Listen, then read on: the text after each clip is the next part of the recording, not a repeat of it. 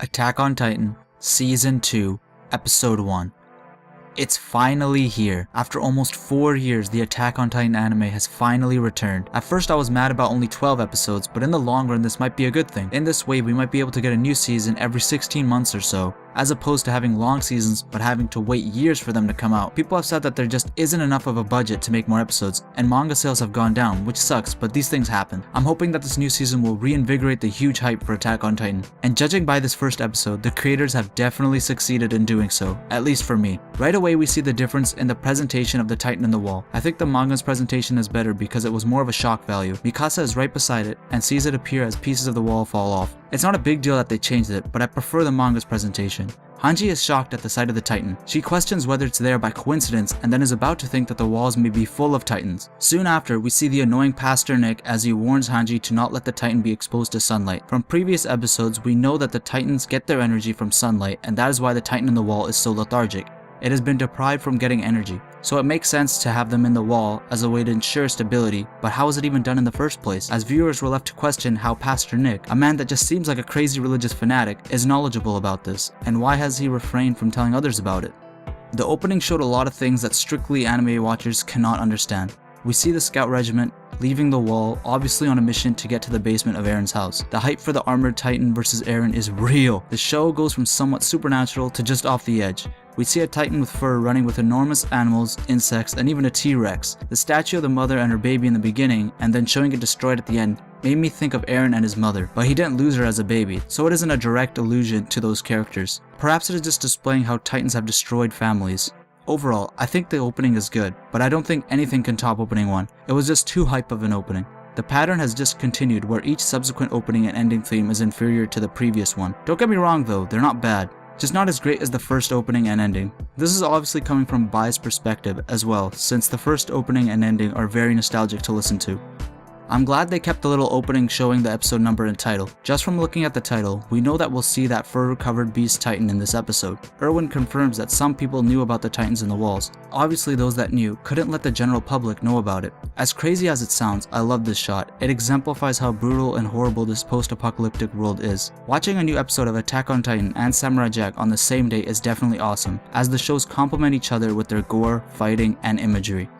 Hanji demands answers from Pastor Nick, who then refrains from doing so. She then threatens to throw him to his death, and I don't blame her for doing this. Wanting freedom from Titans and needing to learn more about them is the Scout Regiment's goal. Pastor Nick is purposely withholding information. Again, we're faced with more questions, as Pastor Nick makes vague statements about his duties. The death threat is not successful because of Pastor Nick's religious fanaticism, making him believe that he will be delivered to the Lord upon death.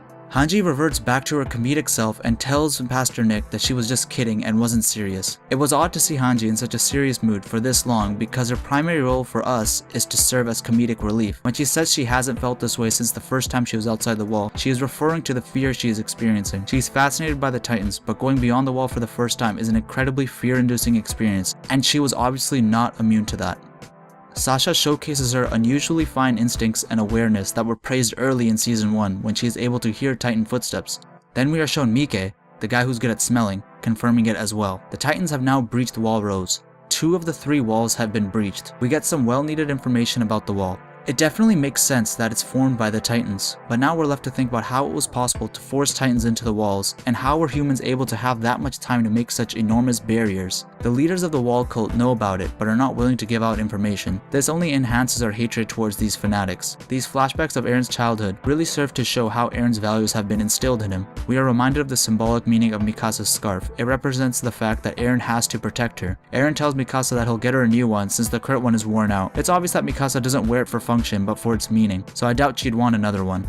We get back to Mike and he's surrounded by 4 Titans, but he's safely on a rooftop. We see the Beast Titan, and it shows intelligence by grabbing Mike's horse and killing it. This causes us to believe the Beast Titan is a human able to achieve Titan form, but the fur represents some sort of discrepancy in that he looks more of like an animal than he does as a human. The Beast can also command the regular Titans and can speak the same language as humans, so that pretty much debunks the thought that he may be an animal and not a human. He asks Mike about his 3D maneuver gear, but Mike is frozen in fear. The Beast says he'll just take it back with him, and then grabs Mike's 3D maneuver gear. Again, this episode just furthers our questioning.